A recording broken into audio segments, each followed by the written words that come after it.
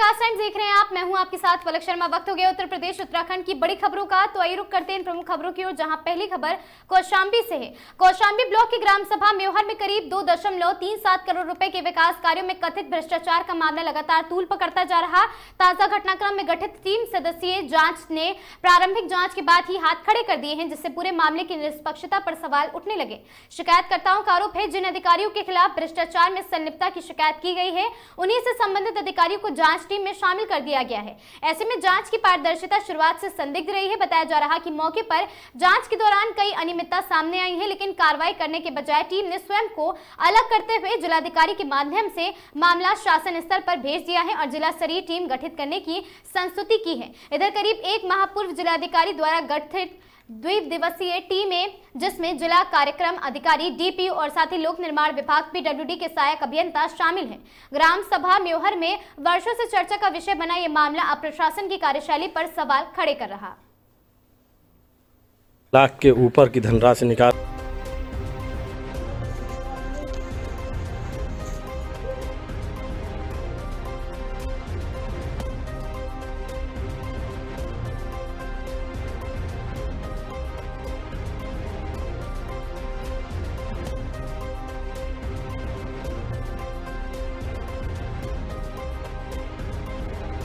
लगी है।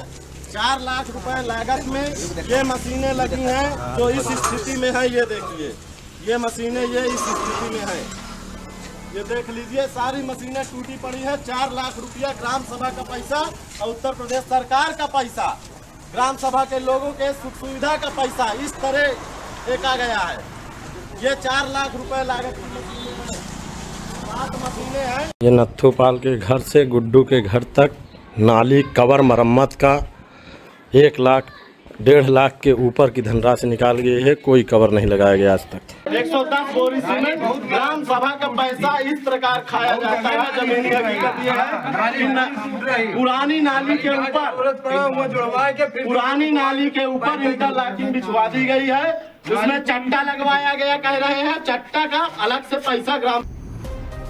जनपद बदायूं में जामा मस्जिद में अदा की गई अलविदा की नमाज। जामा मस्जिद में भारी संख्या में नमाजियों ने नमाज पढ़ी है। सुरक्षा की दृष्टि को देखते हुए भारी मात्रा में पुलिस और पीएसी फोर्स लगाई गई। किसी भी घटना से निपटने की प्रशासन हर नजर तरफ बनाए और साथ ही नमाज पढ़ने के बाद लोगों ने एक दूसरे को अलविदा की मुबारकबाद दी है। और साथ ही पूर्व दर्जा राज्य मंत्री आबिद रजा ने जामा मस्जिद पर पहुंचकर लोगों को जुमा की मुबारकबाद दी है। कोतवाली सदर क्षेत्र के सोथा मोहल्ला स्थित जामा मस्जिद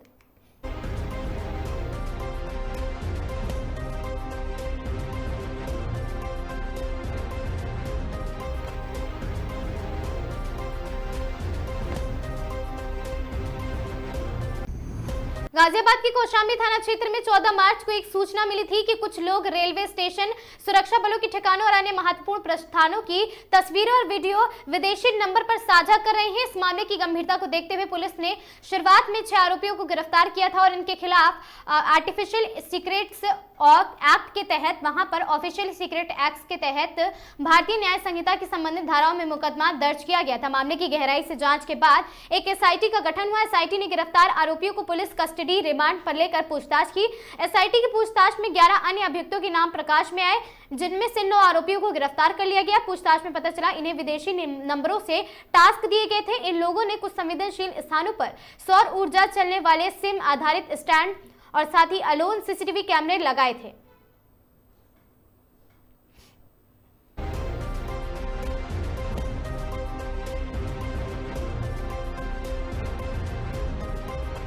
सर, थाना कौशांबी के प्रकरण में कुछ और गिरफ्तारियां हुई हैं, क्या मामला है सर? देखिए, जनपद गाजियाबाद के थाना क्षेत्र कौशांबी 14 मार्च को एक सूचना प्राप्त हुई थी कि कुछ लोगों के द्वारा रेलवे स्टेशन, सुरक्षा बल के ठिकाने व अन्य महत्वपूर्ण प्रतिष्ठानों की फोटोज व वीडियोस लेकर के कुछ विदेशी नंबरों पर शेयर की जा रही है। उस सूचना के क्रम में 6 अभियुक्तों को गिरफ्तार कर उनके विरुद्ध ऑफिशियल सीक्रेट्स एक्ट एवं बीएनएस की सुसंगत धाराओं में मुकदमा पंजीकृत किया गया था।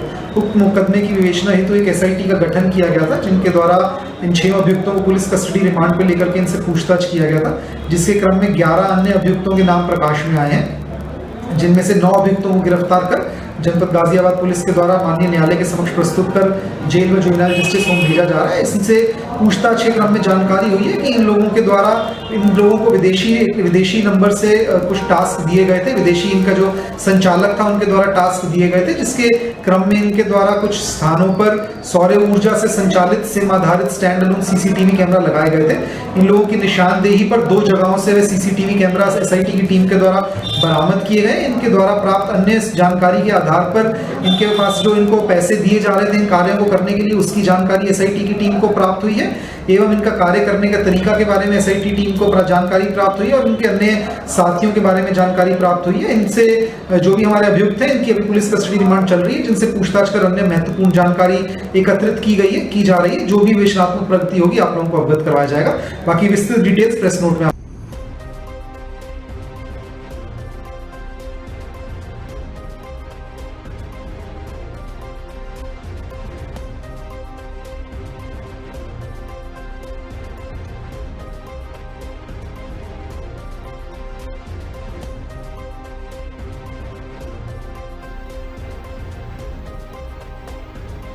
श्रावस्ती थाना गिलौला पुलिस ने फर्जी दस्तावेजों के आधार पर अस्तित्व विहीन फर्म बनाकर करीब 59.72 लाख रुपए की जीएसटी चोरी करने वाले अभियुक्तों को गिरफ्तार किया है। पुलिस अधीक्षक राहुल भाटी के निर्देशन में की गई कार्रवाई में लुधियाना पंजाब निवासी जसदिल सिंह को गिरफ्तार किया गया। आरोपी के कब्जे से लैपटॉप व मोबाइल बरामद हुआ है। जांच में सामने आया कि आरोपी ने फर्जी तरीके से जीएसटी रिटर्न दाखिल कर करोड़ों की बिक्री दिखाते हुए चोरी की है और साथ ही फिलहाल पुलिस द्वारा आगे की विधिक कार्रवाई भी की जा रही है।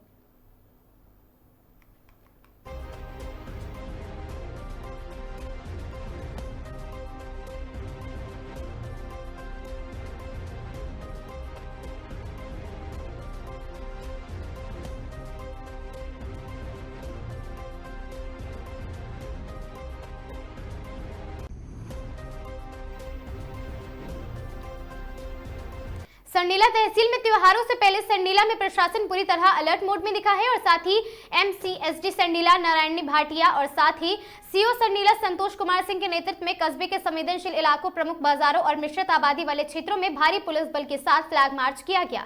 संदेश साफ है, गड़बड़ी की तो खैर नहीं। फ्लैग मार्च के दौरान कोतवाल सरनीला विद्यासागर पाल और साथ ही ट्रैफिक इंस्पेक्टर अनिल सैनी, कस्बा इंचार्ज सुरेंद्र सिंह यादव व एसआई करुणेश पाठक सहित पुलिस फोर्स पूरी तरह मुस्तैद नजर आया और साथ ही ईदगाह का भी किया गया सख्त निरीक्षण।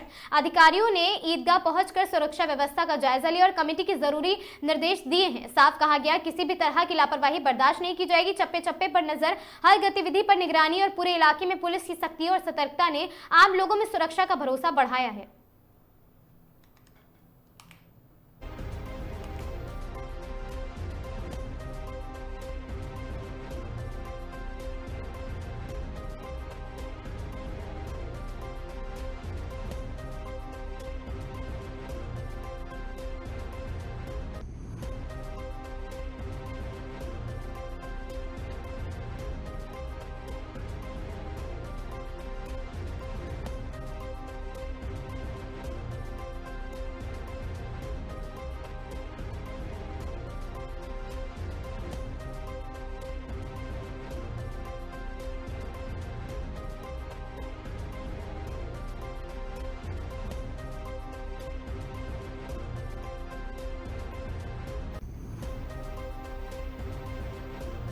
जनपद में शुक्रवार को मौसम ने अचानक करवट ले ली है। आसमान में घने बादल छा गए हैं और तेज हवाओं के साथ झमाझम बारिश शुरू हो गई है। बेमौसम बारिश के चलते तापमान में गिरावट दर्ज की गई है, जिससे ठंड का एहसास बढ़ गया है और लोग घरों में रहने को मजबूर हो गए हैं। बारिश और तेज हवाओं का सबसे ज्यादा असर किसानों पर पड़ा है। खेतों में खड़ी फसलों को नुकसान पहुंचाने की आशंका बढ़ गई है, जिससे किसान काफी चिंतित नजर आ रहे हैं। खासकर गेहूं और सरसों की फसल को इस समय नुकसान का खतरा बना हुआ है। स्थानीय किसानों का कहना है, अगर इसी तरह मौसम खराब रहा तो मेहनत पर पानी फिर सकता है और प्रशासन द्वारा अभी तक किसी विशेष राहत की घोषणा तक नहीं की गई है, जिससे किसानों की चिंता और ज्यादा बढ़ गई है।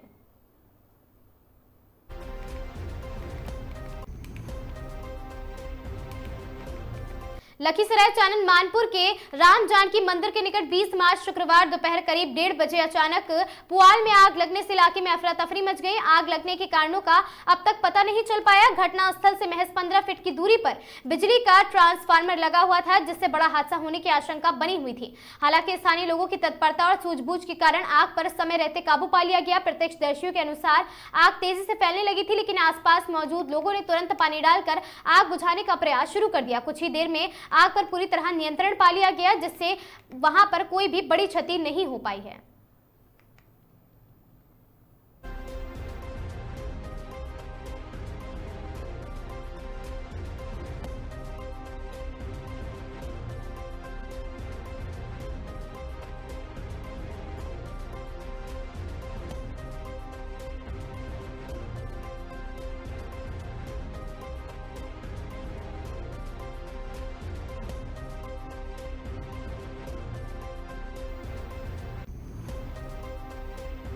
सिंधी समाज की ओर से शुक्रवार को चेटी चंड महोत्सव मनाया गया। इस अवसर पर पूज्य सिंधी पंचायत के सानिध्य में आदर्श कॉलोनी दाऊदपुर स्थित सिंधु भवन में विभिन्न कार्यक्रम हुए। शोभा यात्रा निकाली गई और सांस्कृतिक कार्यक्रम हुए हैं।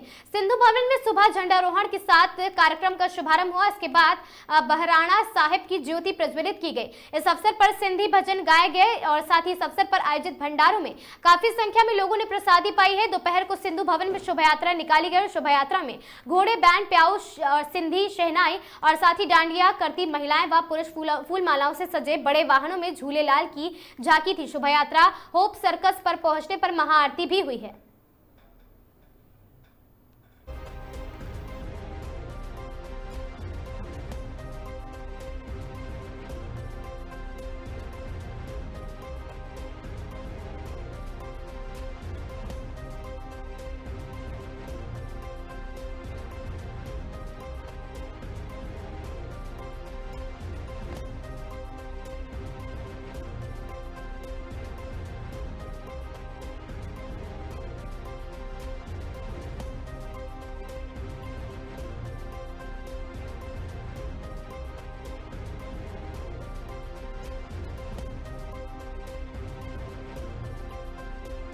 का पर्व है, ये क्यों मनाया जाता है, क्या क्या खास प्रोग्राम होते हैं आज के दिन? आज हमारे सिंधी समाज की आन बान शान और हमारे भगवान श्री झूलेलाल जी महाराज का 1076वां जन्मदिन है। इसे पूरे हिंदुस्तान में नहीं, पूरे दुनिया में सिंधी समाज के लोग बड़ी धूमधाम से मनाते हैं। इसी कड़ी में आज अलवर की पूज्य सिंधी पंचायत के द्वारा मेला मनाया जा रहा है, साईं का जन्मदिन मनाया जा रहा है, जिसके तहत कल हमारी बाइक रैली निकली थी।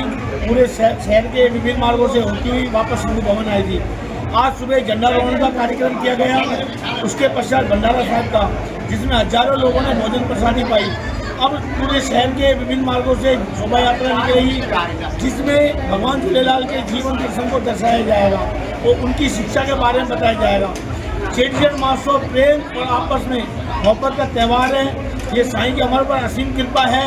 सिंधी समाज के आराध्य देव है, इनका जन्मदिन बड़ी धूमधाम से मनाया जा रहा है। किन किन प्रमुख मार्गों से होते हुए निकलेगी रैली? ये सिंधु भवन दाऊदपुर से निकलकर भगत सिंह सर्किल, घंटागढ़ चौक, होपसगर पर महाआरती का आयोजन है, जिसके हमारे मुख्य अतिथि हमारे यहाँ के क्षेत्रीय विधायक वन पर्यावरण मंत्री श्री संजय शर्मा जी होंगे। उसके पश्चात बस स्टैंड कंट्रोल रूम होती हुई कंपनी बाग पर झांकी विसर्जित होगी। शाम को हमारे यहाँ सांस्कृतिक प्रोग्राम होंगे, जिसमें मुख्य अतिथि जय आहूजा जी होंगे। क्या नाम है आपका? रमेश नारायणी, मेला कमेटी।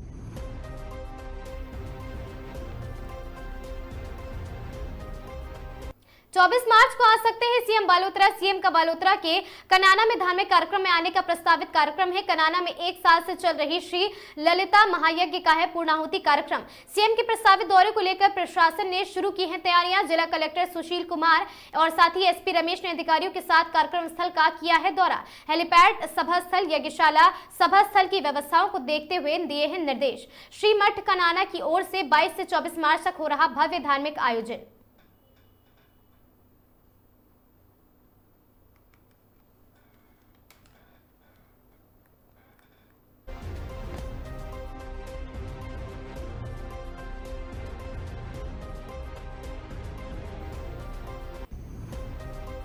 चेचट क्षेत्र में सालेड़ा रोड स्थित सेंचुरी के पास एक युवक का नग्न अवस्था में शव मिलने से इलाके में हड़कंप मच गया। सूचना मिलते ही पुलिस मौके पर पहुंची और पुलिस के अनुसार मृतक की पहचान कमलेश पुत्र बेरूलाल मीणा उम्र 36 वर्षीय निवासी रायखेड़ा के रूप में हुई है। प्रारंभिक जांच में सामने आया कि शव करीब 4 से 5 दिन पुराना बताया जा रहा है, जिससे आसपास दुर्गंध फैलने के बाद मामले का पता चला। सूचना मिलते ही पुलिस मौके पर पहुंची और घटनास्थल का बारीकी से निरीक्षण किया।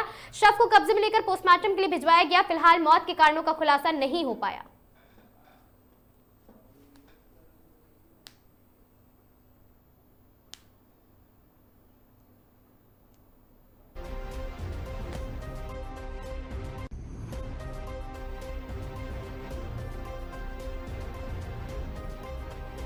इन खबरों में आज के लिए बस इतना ही। ऐसी खबरों से लगातार जुड़े रहने के लिए बने रहें हमारे साथ और देखते रहें आगाज टाइम्स।